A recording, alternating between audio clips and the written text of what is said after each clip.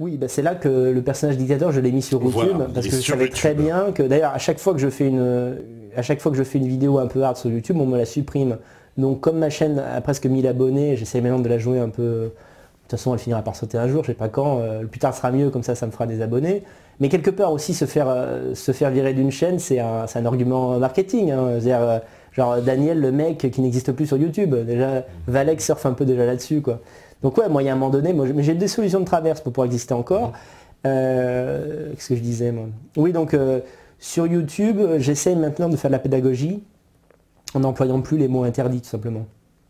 Parce que ça marche vachement par le signalement, en fait. Oui, c'est ça. Ouais. J'ai une vidéo qui a été signalée africain-italien. C'est un néologisme que j'ai inventé pour dire que j'en avais marre que les gens me disent que j'étais africain en basant ça sur une scène d'un film de Tarantino qu'ils ont vu. On dit que les Siciliens se sont fait sodomiser par des nègres il y a 3 siècles, donc en fait les Italiens seraient des nègres. Enfin bref, donc, et cette vidéo a été signalée en masse, je le sais de source sûre, je ne donne pas ma source, par une communauté de Noirs africains vivant en France. Donc ça te situe le niveau de courage, tu sais, genre en gros, on ne peut pas souffrir le point de vue de Conversano sur ce truc-là, donc on va se signaler cette vidéo, donc elle a été dégagée. De la même manière que ma vidéo Jules César était noir, où je m'indignais du fait que, en fait, aux États-Unis, ils font jouer Jules César par un acteur noir, ça devient à la mode maintenant, c'est Lancelot est un black, Einstein est un black, Gandhi est un Mexicain, plus rien n'a de sens en fait. Et simplement, avec un peu cette gouaille française qui me caractérise, je montrais que ça n'avait aucun sens. Et parce que j'ai dit une vérité qui fâche, finalement, je me suis fait signaler cette vidéo. Donc voilà, je suis sur YouTube pour dire des choses un peu plus hard et un jour je ne serai plus nulle part, mais j'espère que j'aurai assez de fans pour qu'ils me suivent à ce moment-là et qui lisent ce que je leur envoie par mail, ma production écrite, on va dire. D'accord.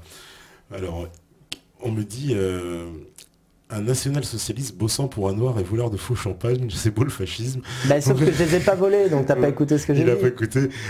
Alors, et alors attends, bossant pour un noir, avant d'être noir, Dieudo est talentueux, hein, et génial. C'est quand même un critère précis, hein. En allant bosser pour Dieudo, je me suis pas dit waouh, c'est la joie du multiculturalisme, parce que justement j'en souffrais à l'époque de cette dualité. Parce que en dehors de Dieudo, qui est un génie humoristique, la plupart des gens à la main d'or qui tournent autour de lui sont des crétins finis à la pisse. On a vraiment des gauchistes, des parasites, enfin tu vois. Ahmed Moualeg, Jackie Sigaud au carré, enfin non mais voilà. Non mais si.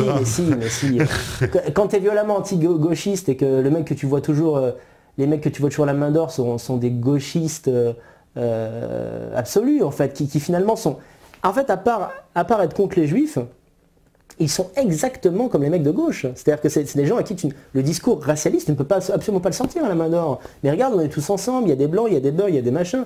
Tu dis oui, mais j'ai quand même le droit de penser ce que je veux.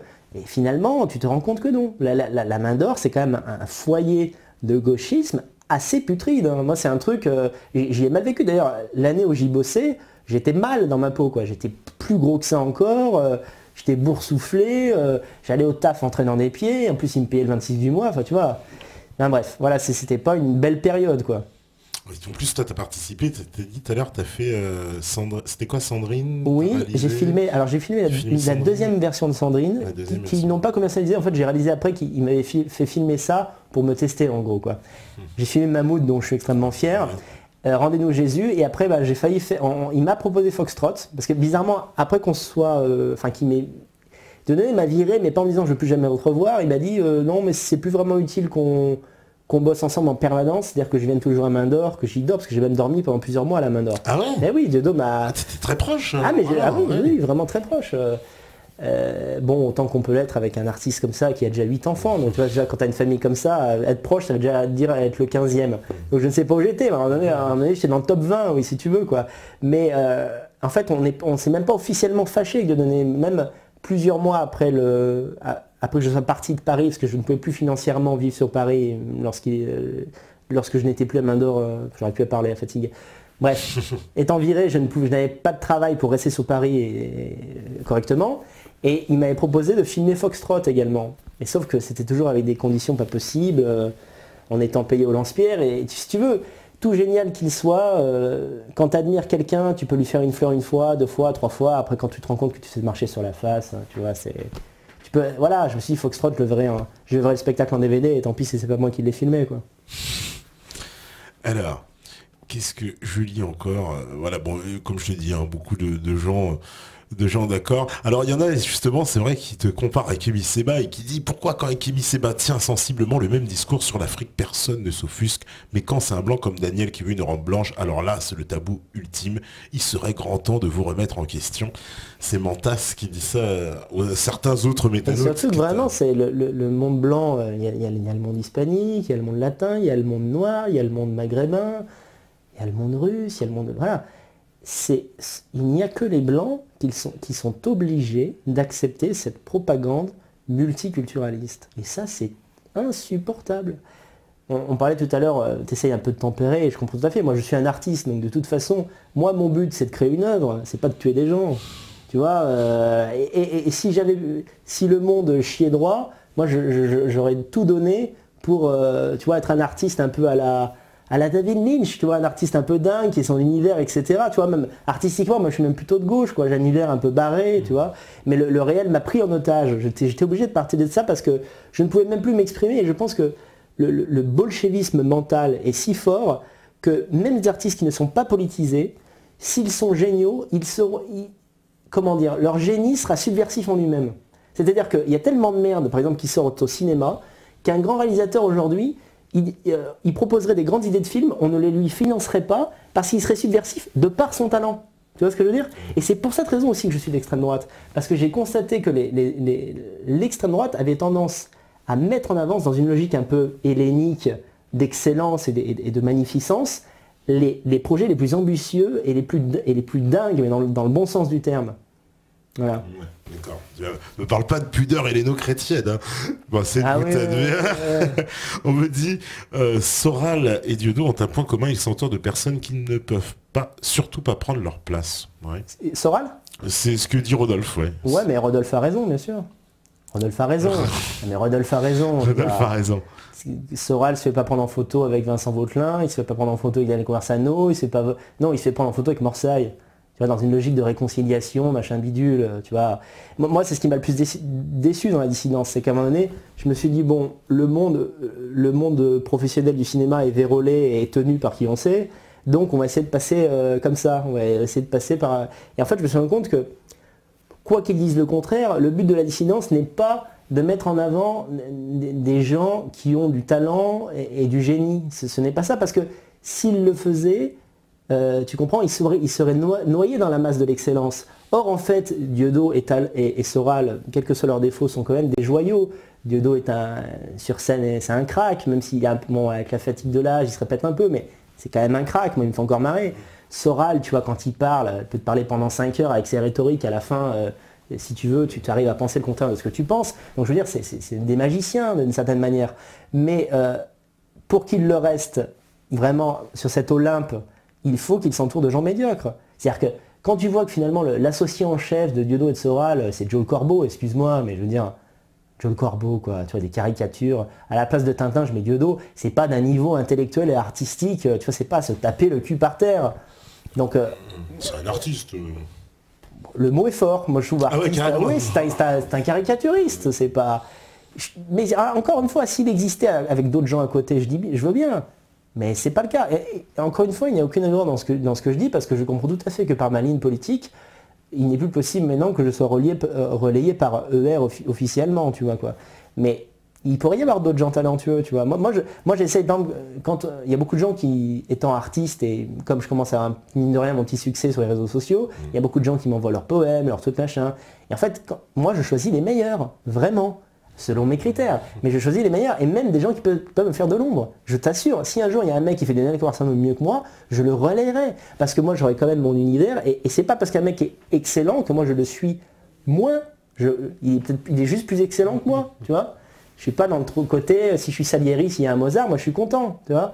Et pour moi, c'est ça la vraie dissidence. Aujourd'hui, mettons le côté de politique de côté, sur le plan artistique, la vraie subversion, c'est le talent. Parce qu'on est tellement dominé dans tous les arts par la médiocrité, que ce soit la littérature, le cinéma. Le cinéma n'existe plus. Il n'y a plus de films normaux. D'ailleurs, je vais faire une vidéo là-dessus. Moi, ce que j'appelle un film normal, c'est un film qui te parle de la vraie vie. C'est toujours des films. Je veux dire, tu vas devant ton multiplex, tu vois quoi? Alors, Bad Boys 8, Shrek, Donc des films où ça se tire dessus, des comédies hahaha complètement débiles, des dessins animés avec des gens de 50 ans qui vont voir des dessins animés, là, tu te dis mais genre ah ouais mais c'est très intéressant, limite après ils font des trucs sur Doctissimo, sur Allociné, ils font des reviews genre tu vois limite des titres de thèse universitaire pour commenter Shrek 12, Ouais. tu vois, enfin bref. Non, sur le plan artistique, ce monde me dégoûte profondément et donc je ne regrette pas de ne pas participer à cette grande farce. Au contraire, moi je pense qu'en étant à la marge, je vais créer ma légende et c'est de cette manière, légende, le mot est un peu exagéré peut-être, mais enfin c'est comme ça que je vais rester dans les mémoires. Ouais, parce que là on dit, attention, ils disent il a un point commun avec Soral, c'est un gros complexe narcissique. Mais Bah, en quoi j'ai pas dit que j'étais plus talentueux que les autres. J'ai pas dit que j'étais plus talentueux que les autres. Ah bah ils ont compris ça parce qu'il y a même Oui, Raphaël qui dit ça y est, Diodo l'a viré car il avait peur que Conversano lui prenne sa place. Ah non, j'ai pas dit ça de Diodo, c'est pas vrai. Non, c'est pas vrai, c'est pas vrai. J'ai dit qu'il y avait un procédé général. Ben non, déjà je n'exerçais pas dans le même art que Diodo. Diodo était un mec de scène, j'ai jamais voulu être comédien. Donc il n'y avait pas de compétition. Je dis qu'il y a une politique générale de la dissidence, peut-être même inconsciente simplement, mais non, tu peux pas dire que je suis plus narcissique que Soral, franchement, quoi. Parce que c'est pas moi qui dis ça. Parce que déjà, c'est pas possible d'être plus narcissique que Soral, tu vois, quoi. Je sais plus c'est qui dit ça, c'est Jufolk. Ouais, non, mais pas du tout. Justement, je te dis le contraire. Voilà. Là, je relais un musicien en ce moment qui s'appelle Benjamin Vidal, qui est un mec qui a un talent extraordinaire de main, qui est un pianiste incroyable. En plus de ça, je pourrais être jaloux parce que j'ai toujours voulu être musicien. Pour moi, c'est l'art absolu. Et en fait, c'est un mec, dès que je pourrais parler de lui et le mettre en avant, et même si un jour il est plus célèbre que moi j'en ai rien à faire. Pareil, j'ai un ami qui s'appelle Romain Guérin, dont Adrien t'a parlé d'ailleurs. Oui, vous allez peut-être inviter, enfin peu importe, c'est pas ça que je voulais dire, mais c'est un mec qui pour moi est un poète extraordinaire. Et par ailleurs, il est chanteur, donc soit les chanteurs, c'est les mecs qui ont du succès. C'est-à-dire qu'il suffit que tu fais un tube, t'as toutes les nénettes qui veulent te sucer la queue. Je veux dire, si ça se produit, en aucun cas je serais jaloux. Parce que, pour moi, pourquoi je suis malheureux dans ce monde? Parce que ce monde est dénué, de plus en plus dénué de beauté. S'il y a de la beauté, moi je suis content. Et d'ailleurs, je critique Soral et Diodo quand tu veux, mais j'admets que ce sont des gens talentueux. Parce que souvent dans la critique, les gens vont dire, les gens qui critiquent Diodo disent ouais mais finalement il fait la politique, il fait plus de l'art et tout machin, c'est pas vrai, tout le monde se poile devant Diodo, même les gens qui sont pas d'accord, c'est bien qu'il ait du talent. Donc voilà. On me dit bientôt une danieloscopie, bah je sais pas qui c'est qui va la faire. Par LLP. Non, je sais pas du tout. Pourquoi pas. Bah peut-être parce que ouais, enfin. On me dit autant je comprends la plupart des concepts de Daniel, autant je ne comprends pas venant de quelqu'un qui se considère intelligent qu'il fasse du national-racial son combat, à une période où la situation est catastrophique sur des pans bien plus importants, oligarchie aux commandes, propagande omniprésente. Commentaire intéressant, même si je ne suis pas d'accord avec l'échelle des priorités, justement. Je pense que c'est une priorité. Toi, tu penses que c'est plus prioritaire, par exemple, l'Union Européenne, tu trouves que c'est moins prioritaire? Mais si, parce que non, mais si, c'est prioritaire, parce que l'Union Européenne est responsable de ça, on en a parlé tout à l'heure. Oui. Mais c'est pas... C'est pas que l'Union Européenne n'est pas le problème, oui. C'est que la conséquence, et là pour le coup est plus importante que la cause, c'est que la conséquence c'est que le génie européen est en train de mourir, tout simplement parce que les blancs européens sont en train de disparaître. C'est tout. Et donc oui, alors, mais le problème c'est que si je réponds vraiment à cette question, on repart sur le côté racial. Mais oui, le lien c'est que si tu privilégies pas le combat racial pour la sauveté des blancs, en fait l'excellence artistique disparaît de ce monde. En tout cas pour des domaines comme la littérature, la musique classique et les arts de la narration. Parce que tu as du génie africain dans le jazz ou dans certains autres domaines, mais tu n'as pas de génie africain dans les littératures. Très peu. Attention, je dis pas... non. Kémy Séba ne sera pas d'accord avec toi. Hein. Mais oui, mais encore une fois, je te parle de quantité. Je te parle de quantité, de la même manière que... Ouais, peut-être parce qu'on les connaît pas en Europe. Il y a beaucoup... Les auteurs africains ne plaisante pas. Je veux dire, il n'y a pas d'équivalent de Dostoïevski noir, il n'y a pas de... C'est ainsi, la musique classique. Moi je connais pas assez toute la littérature africaine, mais elle est très nombreuse, très fournie. Encore une fois, je ne suis pas dans une logique de mépris, genre voilà, ils ne savent pas écrire, c'est nul, c'est à chier. Je te dis juste qu'il y a des formats qui ont été inventés par des civilisations, et c'est tout à fait logique que les civilisations qui en sont à l'origine soient celles qui le maîtrisent le mieux. C'est-à-dire qu'en fait, tu vois, ce que je trouve ridicule en ce moment, c'est les nanas blanches, d'ailleurs souvent c'est des Russes, je sais pas pourquoi il y a la mode là-bas, enfin, bon. Comme quoi le mondialisme, ça a bouffé la tête même des Ruskov. Le twerk.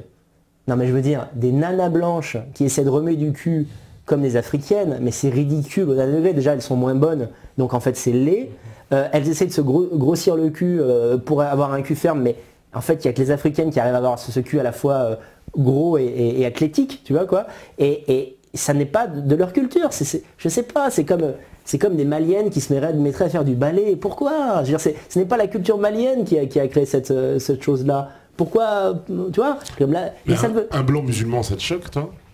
Mais non, d'où vient cette question? Non, parce que c'est un peu la même chose. Ça, il adopte, non, mais déjà c'est un peu différent parce que l'islam est une spiritualité, donc déjà c'est pas pareil. Non, moi ça me choquerait. Je vais te dire moi j'ai pas de problème contre l'islam. Déjà soyons clairs, parce que je suis raciste, mais pas du tout. Je ne suis pas du tout, je sais pas comment on dit le mot, mais j'ai pas peur des autres religions et je trouve bien qu'il y ait d'autres religions, tu vois. Ça participe de la richesse du monde. Par contre, l'islam n'a rien à faire en France en tant que... Non mais oui, mais franchement, tu dis ça, mais en quoi est-ce choquant? L'islam n'a rien à faire en France pour la simple raison que la culture européenne n'est pas musulmane et n'est pas destinée à l'être. Alors je sais que les musulmans qui me suivent sont un peu emmerdés parce que sur le plan moral, ils aiment bien quand je balance des scuds, notamment sur les juifs et tout, et puis sur le côté, je suis très anti-homosexuel, homosexuel virulent, etc. Donc ce côté-là, les musulmans aiment bien. Par contre, quand je leur dis, ouais, mais vous n'avez rien à foutre là, ils s'énervent. Parce que eux sont dans une logique prosélyte. Tu sais que le musulman, la paix pour le musulman, c'est que tout le monde entier soit musulman. Donc tu vois, les juifs aussi. Oui, non mais je n'ai pas dit le contraire. Mais c'est pas exactement le cas des chrétiens. Les chrétiens, à un moment donné, ont évangélisé, mais c'était pas dans une logique genre, en gros, là où je suis, dans les pays où je suis pas, où il n'y a pas Dieu, c'est le shaitan, tu vois, alors que le musulman est un peu comme ça. Mais bon, pour te dire, la seule chose qui me dérange avec l'islam, finalement, est périphérique, c'est que l'islam, c'est quand même vachement lié à la langue arabe. Simplement parce que la parole divine du Coran a été révélée en arabe. Et donc moi j'ai des amis blancs qui se sont convertis, qui sont des gens très bien, que j'aime beaucoup. Mais le problème c'est que moi qui suis un identitaire racialiste, ça me dérange parce qu'ils s'éloignent de la communauté et de la race blanche. Tu vois, à un moment donné, quand tu es musulman et que tu l'enseignes aux 4 autres générations qui suivent, tu as plus grand rapport avec la France d'Edith Piaf, quoi, tu vois, ça c'est clair. Après, est-ce que c'est souhaitable, est-ce que c'est pas souhaitable, c'est encore un autre débat. Moi, je suis pas du tout anti-musulman. On me dit, il a un côté BHL de la dissidence, autant racialiste, c'est le genre à faire la guerre sans l'aimer depuis le bunker. Bon non, parce que déjà j'ai une influence qui est très réduite sur les gens et qui se limite à mes 3000 personnes qui suivent mes vidéos, quoi. Donc oui, alors après, ça veut dire quoi? Je serai riche et influent, je serai un salaud qui dit aux gens d'aller faire la guerre? Non, parce qu'en plus, je ne parle pas de la guerre à l'étranger, je parle au contraire, moi, de chez soi, je parle du territoire, de la France. C'est-à-dire qu'en gros, moi je suis vraiment nationaliste au sens pur du terme, c'est-à-dire que chacun chez soi, et on ne se fait pas la guerre. On se fait la guerre simplement pour protéger ses frontières. Et c'est pour ça que moi au départ, je suis Le Peniste, au départ, parce que Le Pen c'est vraiment ça. C'est même d'une certaine façon sur le plan, je dirais, de belliqueux, enfin de la guerre, c'est même le contraire d'Hitler. Parce que Hitler était dans une logique d'expansion, mais c'est aussi parce qu'il considérait que les Allemands avaient besoin de place, enfin, c'est encore un délire tu vois, mais et il a peut-être raison, parce qu'il y avait des Allemands en Autriche et des Allemands en Pologne, donc si tu veux réunir ta race, à un moment donné, il faut peut-être manger un peu. Mais Hitler n'avait jamais voulu, par exemple, l'Espagne soit dans le Reich. Il faut quand même pas oublier qu'il a attaqué la France, parce que la France lui a fait une déclaration de guerre. Tu vois, il n'y avait jamais de volonté d'empire à la Napoléon, hein, quand même, hein, c'est pas tout à fait la même chose. Mais moi au départ, je suis vraiment Le Peniste, parce que moi ce que j'aime chez Le Pen, c'est l'idée, voilà, du Gaulois qui défend son village. C'est juste ça, parce que la vérité, et bon, évidemment, après toutes les horreurs, là je te parle dans la tête des gens, hein, tout ce que j'ai pu dire et qui sont considérés comme des choses qui sont considérées comme horribles, les gens ne vont pas me croire, mais la vérité c'est que moi je suis un fan des particularités culturelles de par le monde. C'est-à-dire que moi j'adore, quand je vais dans un pays, écouter la musique de ce pays. Et c'est pour cette raison que je vomis le mondialisme et que je vomis la politique métissolâtre. Parce qu'à force de te métisser, ton identité culturelle se dilue, c'est tout à fait logique. Parce que quand tu es un quart russe, un quart machin, un quart truc, à un moment donné, tu n'as plus rien à transmettre à ton enfant, tu vois. Ça marche encore sur une génération. Tu es à moitié, je sais pas, moi par exemple, moitié italien, moitié français. Si j'avais un enfant, mais tu vois, regarde là, je te parlais de ma petite amie roumaine déjà, mettons, on a un enfant, ça commence à avoir des problèmes d'identité. C'est-à-dire qu'il va falloir, par exemple, qu'il y ait une identité que je mette totalement de côté. Parce que mon gosse, moi, je vais me définir avec les gosses que j'aurai, parce que j'espère en avoir plusieurs, je vais me définir comme un Français aux yeux de mon gosse. Je vais pas commencer à dire, tu sais, moi je suis franco-italien, ta nana, ta mère est roumaine, mais en fait elle est moldave, tu vois. Donc au bout d'un moment, c'est un bordel sans nom. Donc la vérité, c'est que le meilleur moyen de préserver les identités culturelles et raciales, c'est de rester chacun chez soi. Et ce n'est pas seulement un slogan d'homme politique qui veut te baiser la gueule. C'est vrai, si tu t'enlèves un peu le gauchisme que t'as, le nougat gauchiste que tu as dans l'oreille depuis 1000 ans, c'est pas toi, encore une fois, c'est un toi général. Et ben là, tu réalises que c'est le métissage qui noie les diversités. Parce que quand chacun reste chez soi avec sa culture, eh bien, en fait, sa culture, il la protège. Et du coup, il y a plus de culture.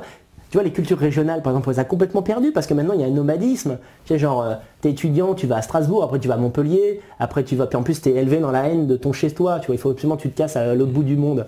Et ben ça, il faut que ça cesse. Et le national-socialisme, dans ses vertus, qui sont évidemment des vertus périphériques, parce que c'est ça, pas ça le but ultime, effectivement, mais dans ses vertus, il y a aussi le fait de préserver la souveraineté des peuples chez eux. Bien sûr. Voilà. Mais inévitablement, on va dire, l'évolution des technologies, des transports fait qu'il y a plus d'échanges. Tu peux pas... oui, alors ça c'est un autre débat encore, mais je pense que...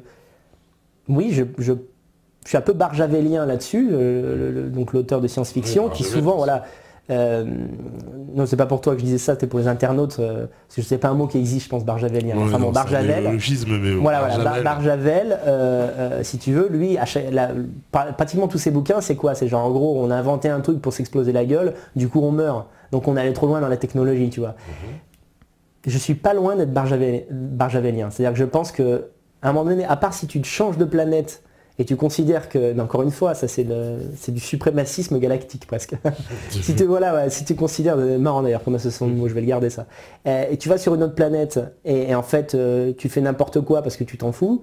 Là, oui, il y a mis des centrales nucléaires sur Mars, s'il n'y a personne qui y vit, pourquoi pas. Mais sur Terre, c'est une connerie quoi. Tu vois, moi j'ai des côtés un peu altermondialistes, hein, mais parce que je pense que vraiment, en plus c'est un sujet qui me touche particulièrement parce que j'ai un ami qui a fait pratiquement le combat de sa vie. L'horreur qui a été de Tchernobyl, et d'ailleurs il devrait y avoir un révisionnisme historique là-dessus aussi, parce qu'il y a un nombre de morts considérable à Tchernobyl, et ça se compte en milliers, des centaines de milliers de morts, 800 000 liquidateurs qui sont allés là-bas pour enlever la merde que ce truc a créé, tu vois, et qui va rester pendant 100 000 années. Donc voilà, je pense que oui, les transports, ta remarque est intéressante, et ça me permet de te dire que par exemple pour moi l'avion, c'est une connerie, tu vois quoi. C'est-à-dire que l'idée que tu peux aller à 7 heures en Chine, ça te nique le cerveau quoi. Parce qu'à ce moment-là, ça t'ouvre des possibilités qui te conduisent à des comportements aberrants. C'est-à-dire en gros, j'ai envie de faire plaisir à ma copine, on va brûler je sais pas combien d'hectolitres de kérosène pour aller prendre un café, en plus qui est exactement pareil qu'ici mais dans le mondialisme, pour aller prendre un café à je ne sais pas où, à Kiev ou peu importe. Donc oui. Parce que est-ce que aussi ce modèle, justement, que tu dénonces, multiculturel, c'est quand même une façon, le modèle américain, anglo-saxon. Parce que la technologie est plutôt occidentale. Mais si tel n'avait pas été le cas, tu vois, je pense pas que ça soit consubstantiel au fait que les anglo-saxons sont des... Tu vois. Mais c'est eux qui nous vendent quand même ce modèle multiculturel. Non, mais c'est pas les Chinois qui nous le vendent ou les... Oui, non, ça c'est vrai. Ou les Saoudiens, enfin bon... Pour... C'est vraiment américain, c'est d'essence, enfin... J'ai envie de dire anglo-saxonne, puisque les Britanniques, ils ont aussi un modèle très... Là-dessus, je suis totalement d'accord avec Abosi, c'est que l'ennemi éternel, c'est l'Angleterre, hein, c'est certainement pas l'Allemagne, ni la Chine, ni même l'Afrique d'ailleurs, pour le coup, sur le plan... Oui, l'ennemi c'est ça, c'est sûr. Mais moi je suis violemment anti-américain, mais c'est besoin de le signaler. C'est-à-dire qu'en fait, pour moi ça me paraît tellement évident que je n'en parle pas. Mais après, tu vois, c'est toujours pareil, d'ailleurs je parlais de nuances. Quand tu parles de géopolitique, moi je peux parler de mon pays. Mais quand tu commences à parler de géopolitique mondiale, t'es jamais à l'abri de dire une connerie quoi. Parce que être anti-américain, c'est-à-dire quoi? Être pro-russe.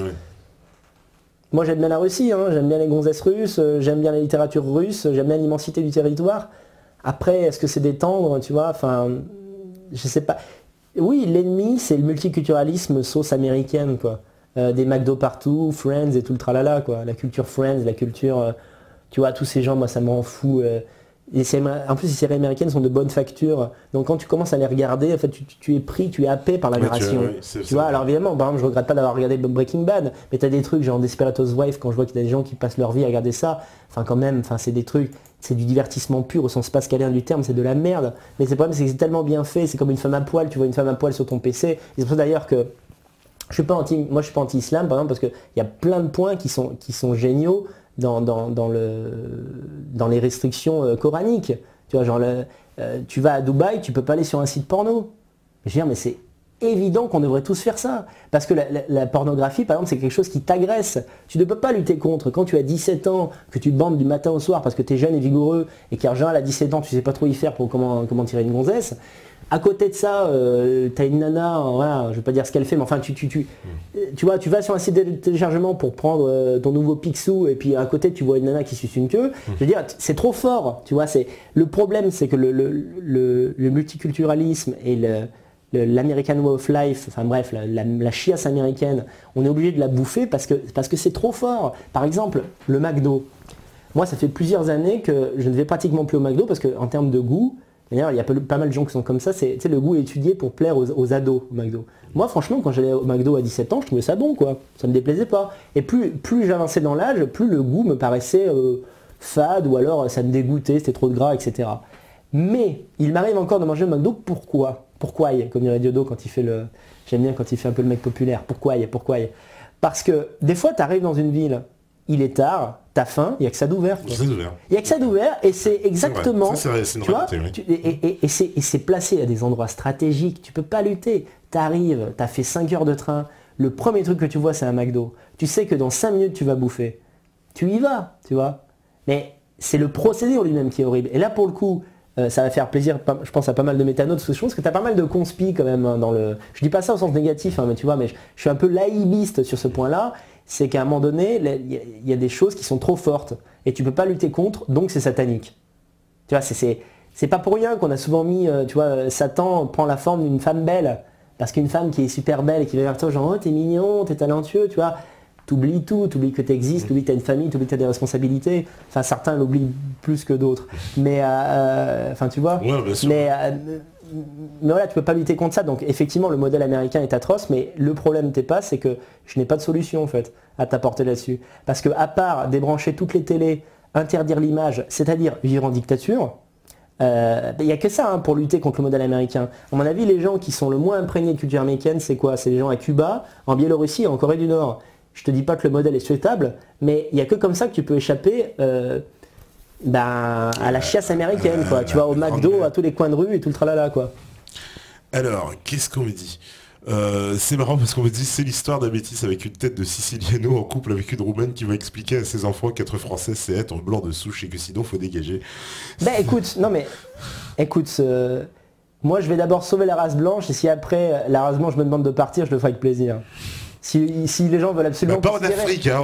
Ah, vous voulez pas ? Ah ben ce jour-là, ils vont te le... ils vont s'en rappeler. Ah ben les Africains vont se rappeler de toi et dire, oh ben mon pote, comment ça... Non mais écoutez, je demande quand même à tous les métanotes de se remettre en question et de dire à quel moment vous avez intégré l'idée qu'un mec qui est blanc de peau mais qui a une gueule de latin n'est pas un blanc en fait. C'est vraiment un truc... C'est très récent comme idée, comme idée. Après je veux bien, évidemment, encore une fois, c'est poreux. Il y a également l'Italie, la botte de... En plus, moi, je suis du sud de l'Italie. Je suis du sud de l'Italie, c'est vrai. T'es du sud de l'Italie.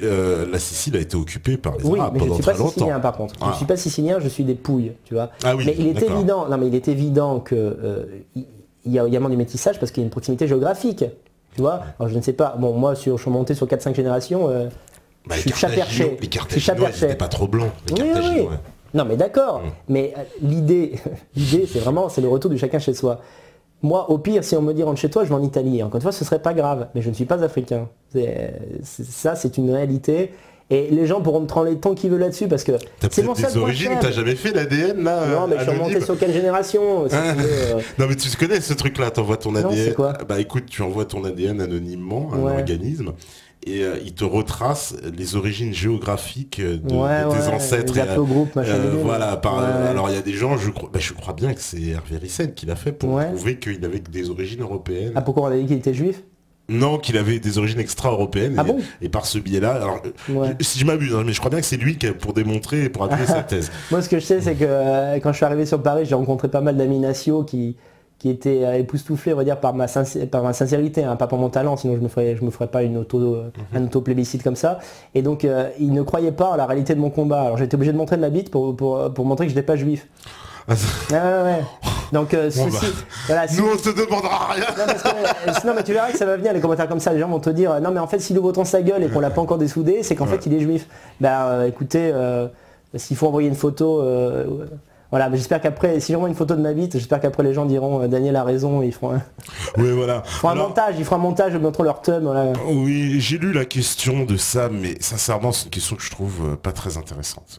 Parce qu'il demande, on a déjà parlé, on va encore parler de Moualek et tout, et franchement ça me saoule. Donc je zappe la question. Désolé mon cher Sam. Alors, on me dit, avant de vouloir sauver la France, décroise-toi les jambes et coupe-toi les cheveux. Bon, ça c'est... Bah sinon, je viens de le faire. Tu vois, il te les a écoutés. Mais pourquoi les cheveux, en fait on peut très bien avoir les cheveux longs, on ne peut être de gauche, en fait. Ouais, presque 30 ans et j'ai encore des cheveux, je les garde. On en a vu dans 5 ans, c'est mort, donc voilà, je capitalise. Alors, on me dit, je n'ai plus de télé, je mange plus de McDo, c'est simple, mais monsieur qui a de grandes idées est tapé par le Giant, c'est fort de café. Je ne suis pas appelé par le Giant, je t'ai expliqué. Oh, écoutez, les gens sont malhonnêtes. Les gens sont malhonnêtes. Bon, ça troll un peu, ça troll un petit peu, Et des fois, je vais te choquer, il y a des fois, je vais le bouffer dans des kebabs. C'est normal. Parce qu'en fait, mais c'est très rare, hein, parce que par contre, les kebabs, c'est même pas tellement une aversion culturelle, c'est que j'ai des mauvais souvenirs avec quelques kebabs. Des fois, j'ai bouffé de la viande avariée. Hein. Bon, enfin bref. Ça n'a rien à voir avec la race, c'est qu'ils font n'importe quoi, c'est juste ça. Mais pareil, des fois les kebabs s'ouvrent assez tard, et il y a un truc que j'aime bien, et voilà, je peux te dire les qualités des gens des pays du Sud, c'est qu'en fait tu arrives dans un kebab, ton kebab coûte 6,50, t'as 6,30, le mec il te le vend. Tu vois, tu peux pas faire ça au McDo. Oui. Et ça, c'est en plus moi qui suis de culture méditerranéenne, c'est quelque chose qui me manque ça. Tu vois, la rigidité, et à Paris c'est comme ça, tu vois. L'autre fois, le mec a failli me tuer parce que tu vois, j'avais pris un café puis je me rendais compte que j'avais pas un bal 90, j'avais un bal 90 pour un café de merde, j'avais un bal 60, le mec était là genre non, donnez-moi ma carte d'identité, je dis vous plaisantez en fait quoi, s'il vous prend en fait quoi. Bon, je sais pas, il m'a peut-être pris pour un arabe, qui sait quoi. C'est ça, c'est que ta tête. On me dit aussi, le métissage n'empêche pas le patriotisme.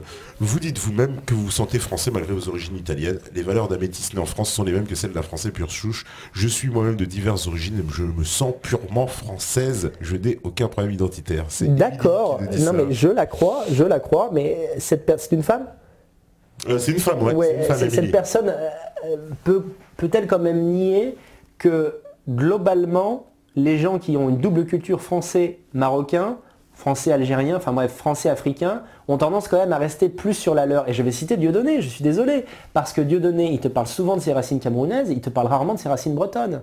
Donc tu vois, il y a des cultures qui sont quand même vachement plus phagocytantes. Tu vois, et même par exemple, des fois c'est lié à qui est le père. J'ai remarqué que souvent quand le père n'est pas français, c'est souvent cette culture-là qui gagne. Par exemple, je t'ai cité l'exemple du sport. C'est souvent les hommes qui aiment le sport. Bon, moi, mon père, il regardait les matchs de la Squadra. Si tu veux, la France, il n'en avait rien à foutre. Surtout qu'en plus, sur le plan racial, il n'était pas français. Donc moi, si tu veux, encore aujourd'hui, alors qu'il joue comme des pieds et qu'en plus maintenant il y a un noir dedans, moi je supporte et qui est nul d'ailleurs par contre, mais qui n'a rien à voir. Il est noir, mais il est nul. Enfin, c'est encore autre chose. S'il marquait des buts, encore putain. Mais moi, en fait, je vibre quand il y a le l'hymne de la Squadra parce que mon père était italien. Donc je suis encore mieux de l'âme que les autres de comprendre pourquoi en fait quand on est marocain français ou même ce qui est le plus souvent le cas marocain de parents mais qu'on vit en France, on aime son pays et on vit pour le Maroc, tu vois. C'est tout à fait logique. Après que ces personnes soient intégrées, écoute, bah oui, je vois bien, toi t'es un bon contre-exemple, t'es pas, je vois très bien que t'es plus français que gabonais dans l'attitude, c'est évident. Ouais. Je peux faire beaucoup d'amis au Gabon. Ça veut pas dire que tu les aimes pas, mais ça veut dire ça veut pas dire. Bah non, mais justement, au Gabon, on me reproche, je parle pas assez du Gabon. Mais parce qu'après, tu vois, je me fais tirer dessus justement pour ça. Tu vois, il y a même des mecs qui font des vidéos. Mais oui, tu te prends pour un Gabonais et tout. Tu vois. Tu vois. Ce que je dis dans une autre interview aussi, c'est que par certains aspects, mais je suis tellement français que si tu veux, j'en meurs de plaisir. C'est-à-dire que par exemple, l'humour français. Il n'y a rien de plus beau sur Terre, il n'y a pas un humour pour moi qui vaut l'humour français. D'ailleurs, quand je regarde comment te dire, quand je regarde des spectacles comiques italiens, j'en comprends le sens parce que je parle l'italien. Ah, tu parles italien ? Ouais, mais je parle italien comme une vache espagnole. Tu vois, c'est-à-dire que je sais pas rouler les airs, des fois je cherche les mots, enfin tu vois, enfin bref, je parle italien comme un mec chez qui on ne parlait pas italien quand il était petit. Tu vois, la vraie assimilation, tu vois, je l'ai limite appris moi-même l'italien en regardant des films. Bref, ce que je veux dire, c'est que l'humour, en fait, italien, moi, je ne comprends pas. Ça ne me fait pas rire. Tu vois. Mais de la même manière, je t'ai cité ma copine roumaine tout à l'heure, elle regarde un spectacle de Diodo, et là, genre... Oui, c'est drôle, c'est quand qu'il faut rire, tu vois. Elle me voit rire, elle rit, tu vois, mais sinon, voilà. Parce que l'humour est vraiment lié à la culture. Ça, c'est clair. L'humour, bah voilà, c'est la dernière chose que tu comprends dans une langue. Tu peux apprendre le russe demain, dans 3 ans, tu sauras toujours pas pourquoi un russe a ri là et pas là. Exactement, exactement. C'est pour ça que c'est fort, quand même, l'humour, c'est vrai. Alors, on me dit, oui, que penses-tu du combat de Farida Belgoul? C'est vrai que c'est une question qui a été très plébiscitée. Alors, je vais admettre mon ignorance, c'est que je vois qui est cette femme, mais je pourrais pas te dire exactement ce qu'elle fait, en fait. Bah, c'est pas contre la théorie du genre. Ah oui, c'est elle, d'accord, ok, autant pour moi. Bah oui, bah beau combat, que je te dise. Mais par rapport à l'embrouille avec Soral, c'est quoi le délire, en fait? Ah, ça c'est encore autre chose. Oh là là, ouais, non, mais beau combat, et d'ailleurs, non, mais c'est bien les initiatives comme fait de la Belgoul, parce que